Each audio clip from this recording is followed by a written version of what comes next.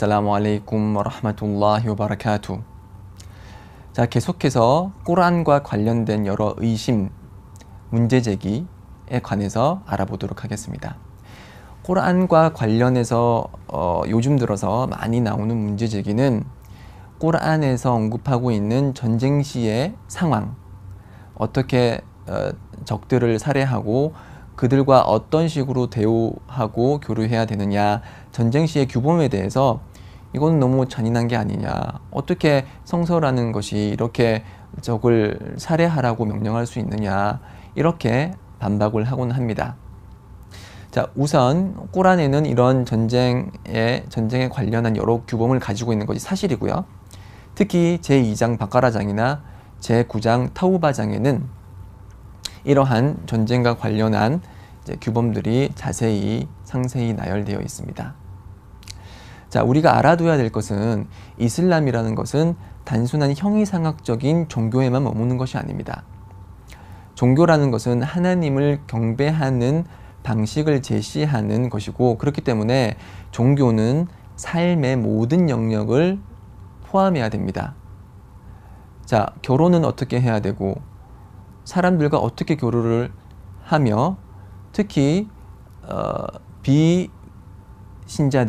비신자 국가들이 하나님을 믿는 자들을, 공동체를 파멸하기 위해서 전쟁을 일으켰을 때 믿는 자들은 당연히 그들과 전쟁을 함으로써 자신의 목숨과 생명을 지키고 자신의 종교를 지켜야 하겠죠. 그렇기 때문에 꾸란에서는 전쟁과 관련된 여러 구절들이 발견되고 있습니다. 그렇기 때문에 아주 현실적인 규범을 제시하는 것이 바로 이슬람이라고 할 수 있겠죠. 반면 성경은 어떤가요? 특히 신약에 보면은 원수를 사랑하라고 돼 있죠. 그렇죠? 원수가 저희 나라를, 예를 들어서 이슬람 국가를 침략을 했을 때 원수를 사랑해야 되나요? 그래서 들어오면은 반갑습니다, 원수님 사랑합니다, 그렇게 얘기를 할까요? 신약에서 예수가 뭐라고 얘기하고 있죠? 한쪽 뺨을 맞으면은 다른 쪽 뺨도 내밀라 했습니다. 자, 적이 쳐들어왔을 때 나의 사랑하는 어머니가 적의 손에 의해서 살해되면, 그래요, 그러면 아버지도 살해해 주세요, 그렇게 얘기할까요? 그게 진정으로 믿는 자가 형성한 공동체를 지키는 길이고, 그것이 하나님의 말씀을 드높이는 길인가요? 그렇진 않죠. 적이 들어오면 적과 맞서 싸우는 것이 믿는 자의 모습입니다.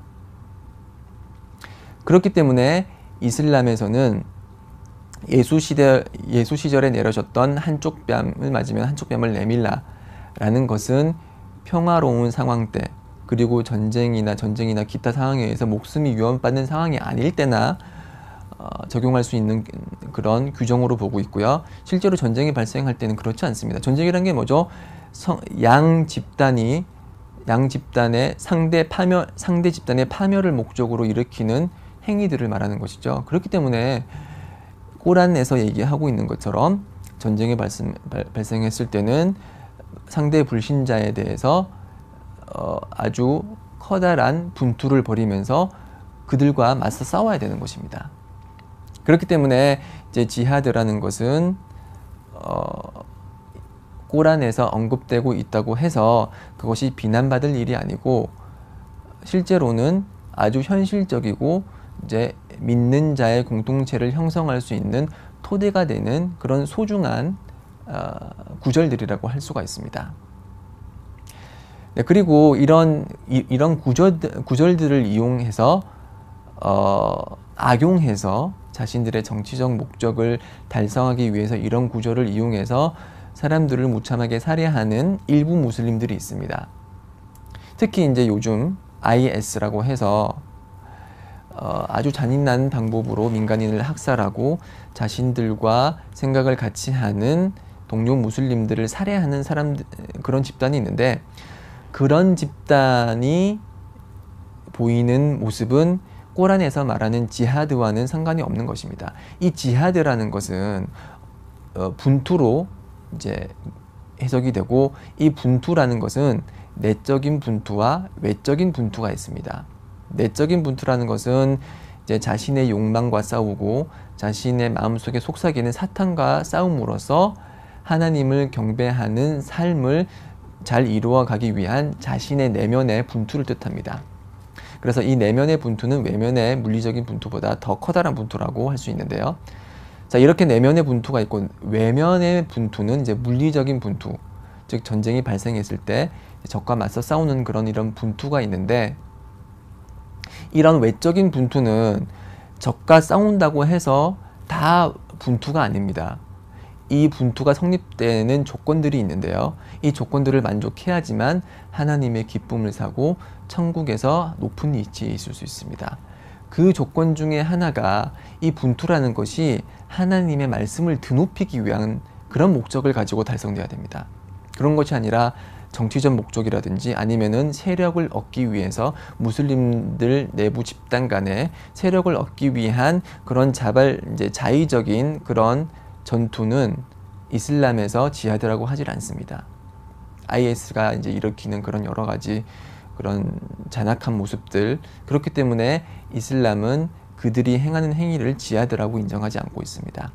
그리고 또 지하드가 성립이 되려면은 이슬람 국가 지도자의 동의와 허락이 있어야 됩니다.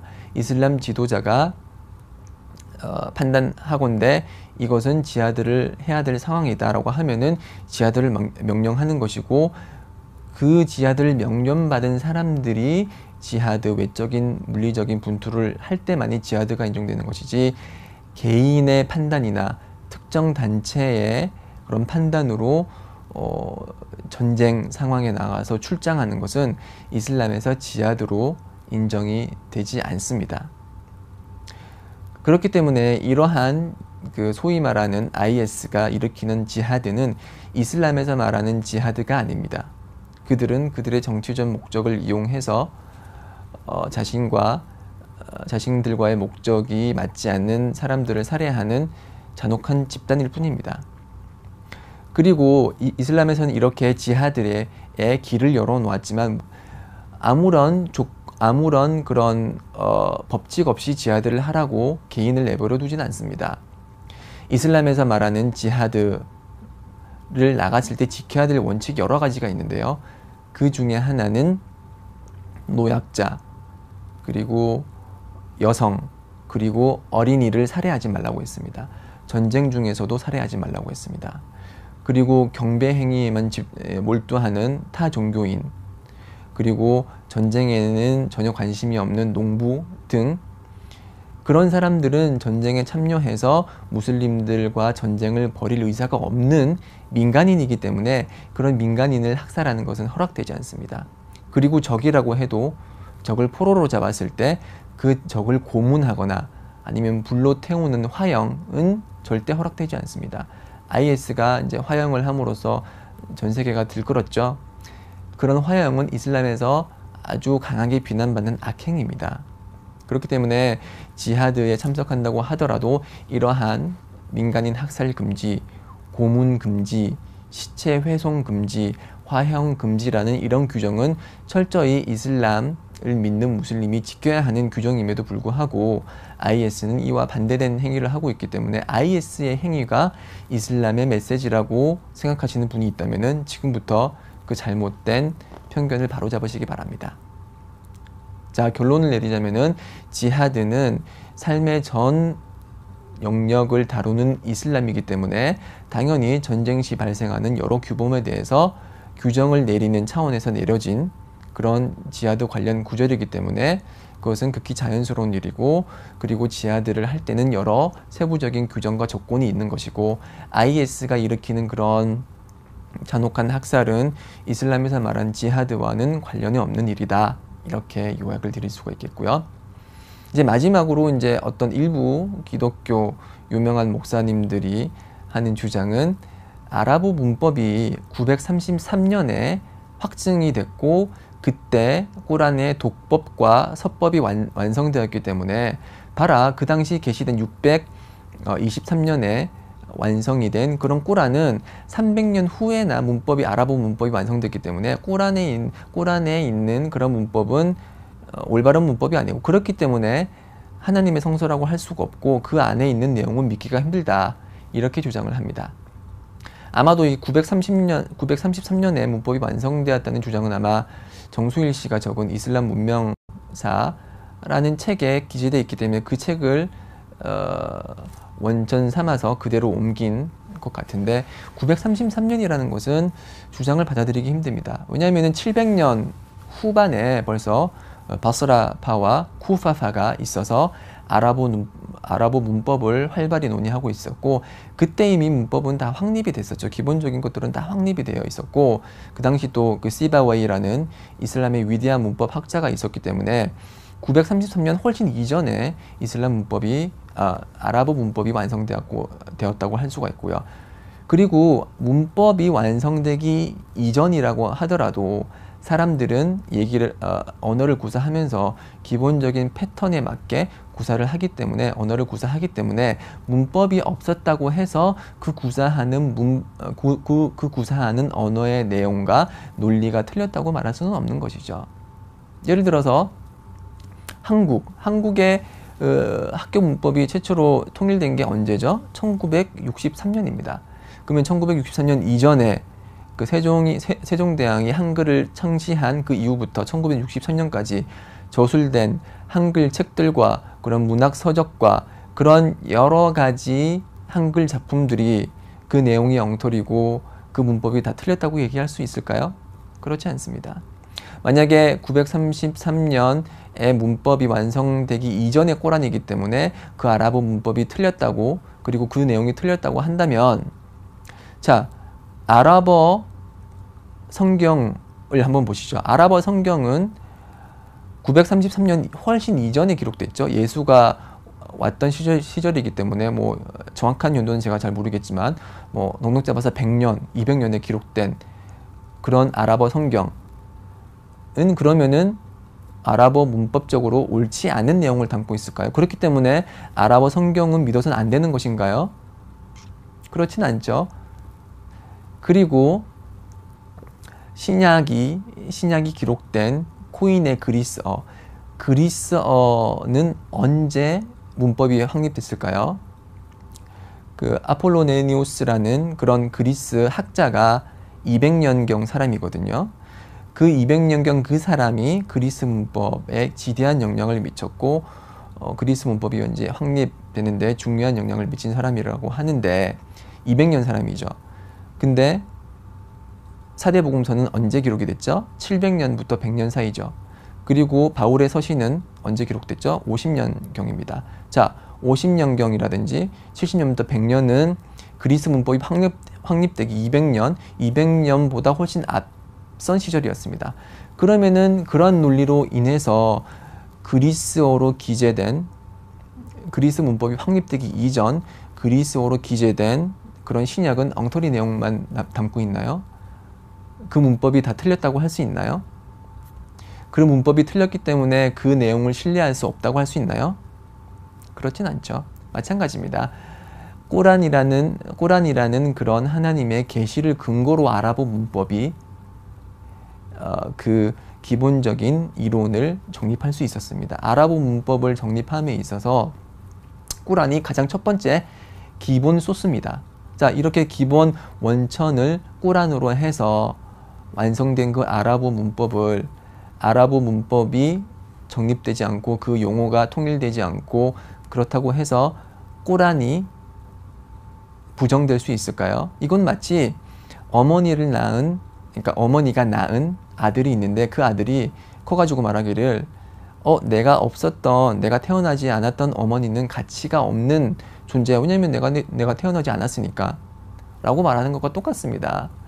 아랍어를 기초로 형성된 아랍어 문법이 그 문법이라는 존재가 그것의 원천이 되는 꼬란보다 후에 있다고 해서 그 이전에 있었던 꼬란이 그 가치를 읽는 것은 아닌 것이죠. 한 번 더 말씀드리지만 언어라는 것은 문법 용어가 통일되고 문법의 여러 가지 법칙이 성립되기 이전에도 사람들은 일반적인 그런 법칙에 의해서 언어를 구사하고 있었고 그 구사된 언어에는 논리가 있고 문법이 있고 그 상대방을 설득할 만한 그런 논리가 들어있는 것입니다. 그렇기 때문에 아랍어가 게시되기 꾸란이 게시되기 이전에도 여러 시문학이 아랍 시문학이 발달했는데 그 시문학은 지금까지도 계속 전승되어 오고 있고 그 시문학의 그런 문법적인 우월성 그리고 문법적인 우월성과 정확성은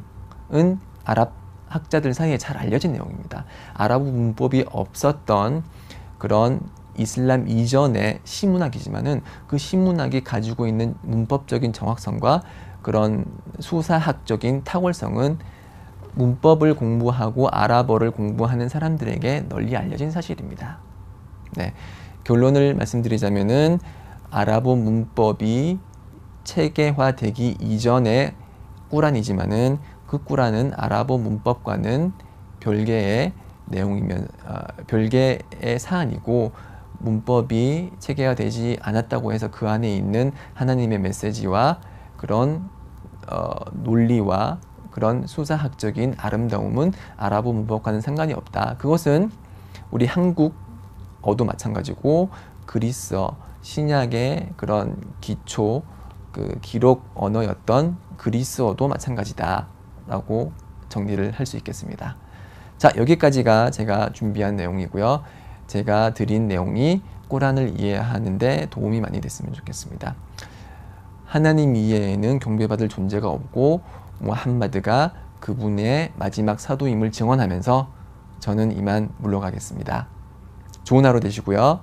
살라무 알레이쿰 와 라흐마툴라히 와 바라카투.